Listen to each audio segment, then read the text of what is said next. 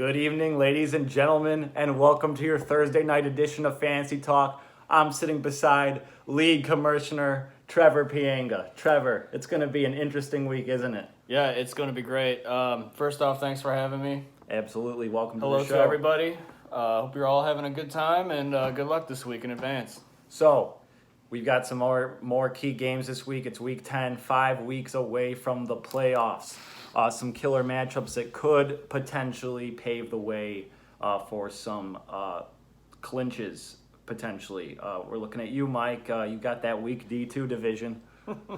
All right, we're going to get started following our new theme song.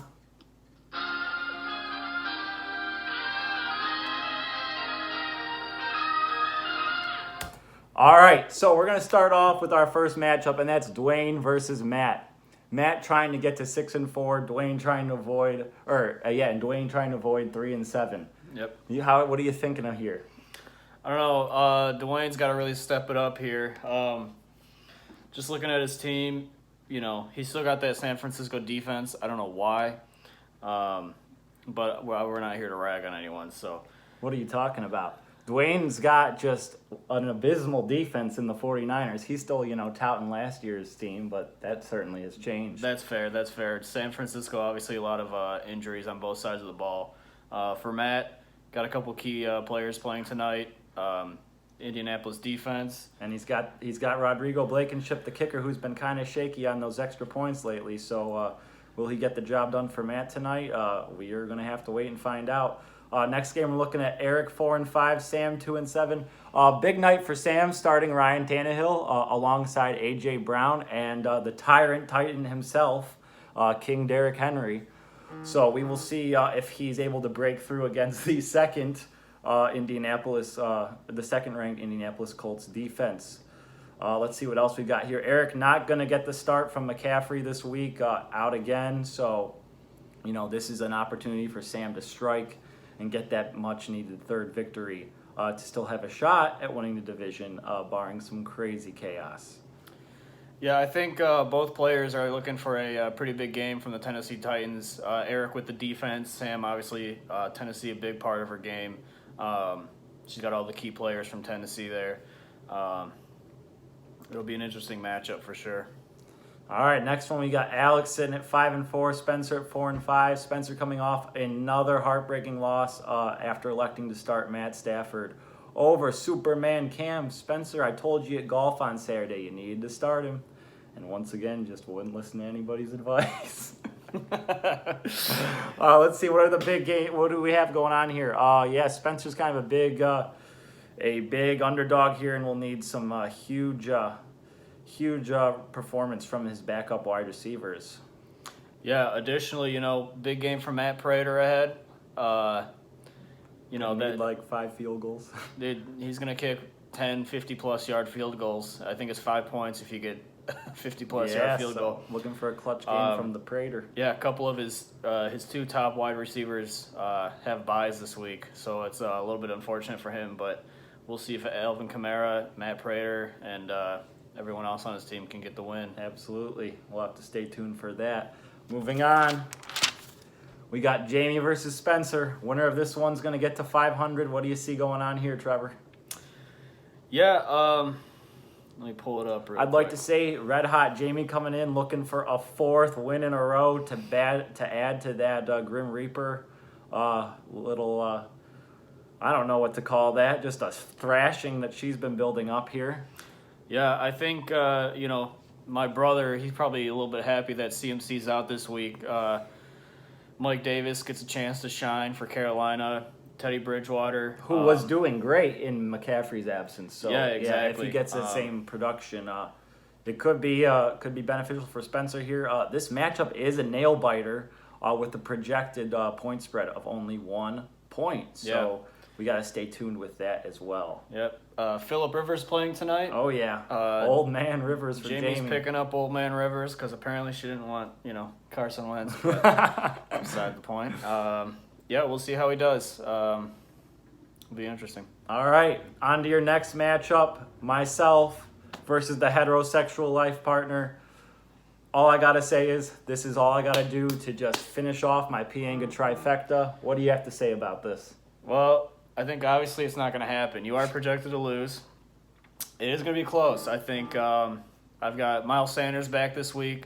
I'm feeling really confident with my wide receivers. They're all going up against some pretty bad pass defenses. Someone got lucky that Mahomes and Kelsey aren't playing this week. Yep, Mahomes, Kelsey aren't playing this week, so Gonna be tight. that's It's gonna be a pretty tight much one. 3/4 of Nick's team right there. So Yeah, I really was bouncing on that waiver wire Yeah. Tuesday night. It was making me sweat a bit. yeah. So we'll see what happens. No game, no players tonight, right? No players tonight for Yeah. either of us. So It's we all can- going to be we can rest Sunday, easy. Monday. It looks like. So. Yeah, I think you're done. You're done after the 4 o'clock games. So you got to sit there and watch J.K. Dobbins play and then Thielen on Monday night, or is it reversed? Is that it? Not going to matter because they're not going to do well. So My record speaks for itself. a little shade there. All right. To 500. So We got the game of the week. We got Ben 5-4, Mike 7-2.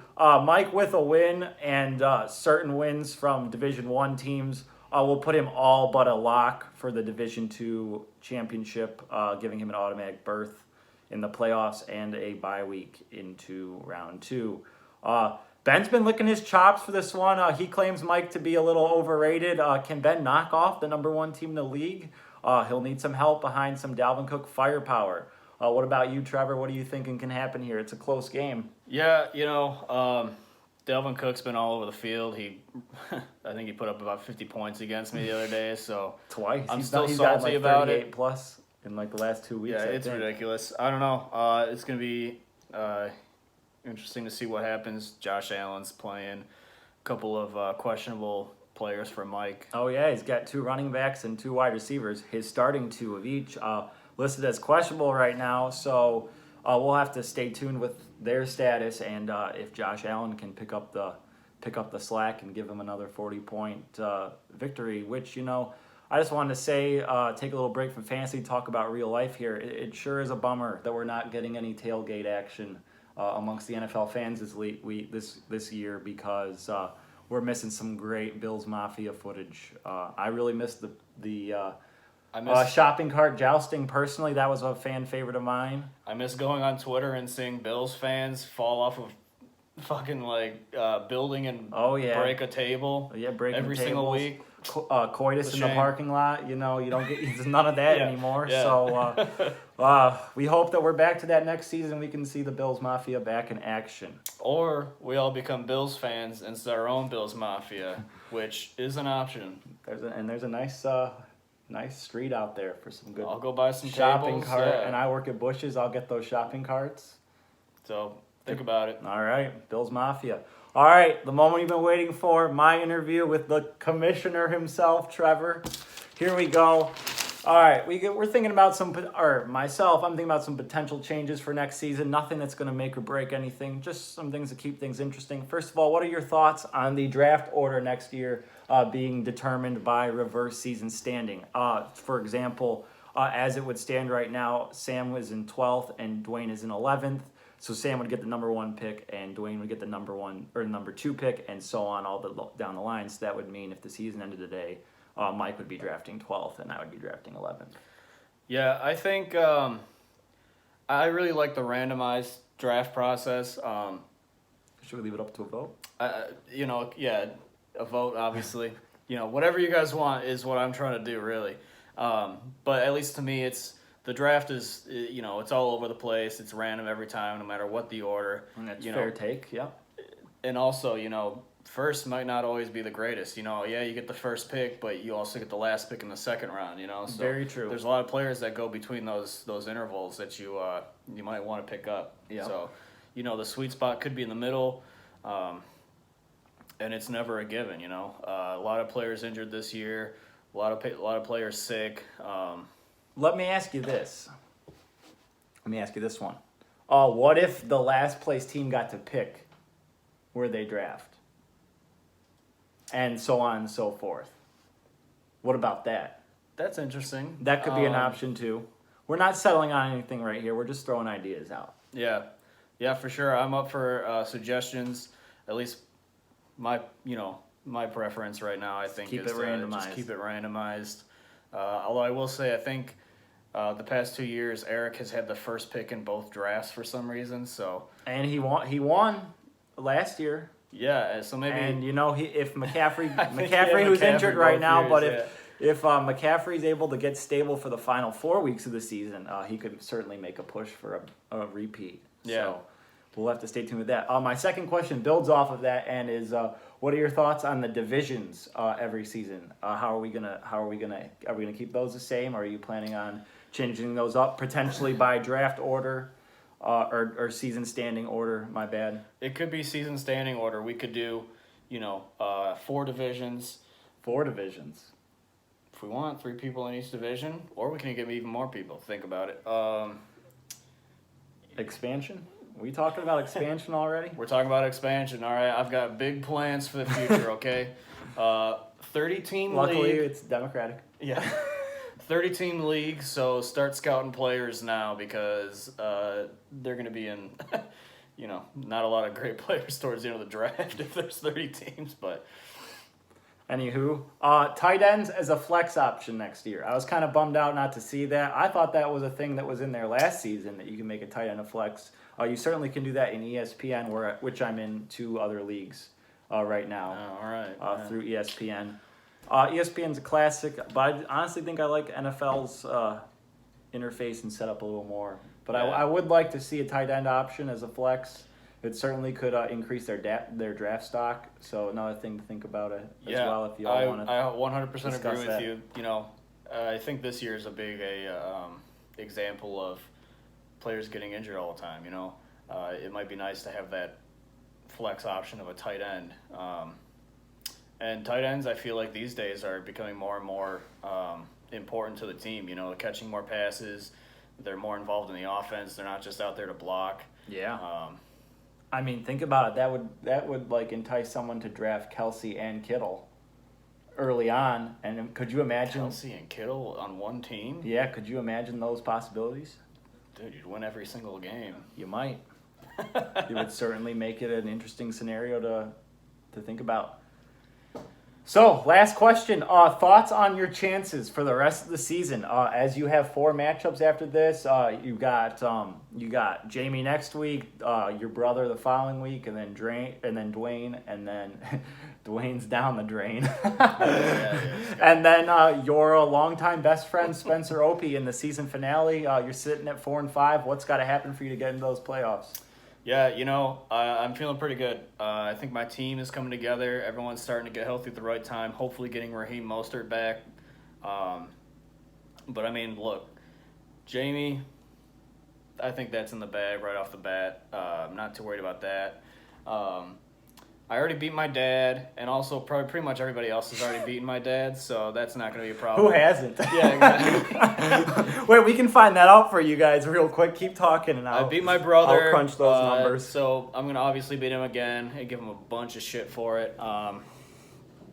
So we'll see what happens. I mean, the only person I've lost to in that grouping is Spencer Opie, and I don't know, man. I don't know. I don't know if Matt Prater is going to be able to hold your team in there. So we'll see what happens. Who is Dwayne? How does Dwayne have 3 wins? Okay, so he beat Spencer Opie. Yeah, so my dad and he beat beat Spencer, Sam, so obviously. and he beat Ben. Beat Ben. Yeah, I remember that was the low point of the season for Ben. I remember, like, that's when that might have been when Ben's hopes and dreams was created when he lost to Dwayne badly. It was almost 30-point spread there, 31 points that Dwayne got him. So Dwayne's got some upside if he keeps track of his team. But Dwayne started off great, I think, and from once the San Francisco 49ers defense started falling that team apart, imploded. Yeah. I think he was looking for a big year from Lamar Jackson again, and that's not always a given, so. Yep. Lots of upside there, though. We'll have to see if he makes the start this week. Yeah. Alrighty. That is a wrap for your fantasy talk. We got a big week. A lot of implications here. Stay tuned for your Sunday/Monday, maybe Tuesday night recap. Sayonara, peeps.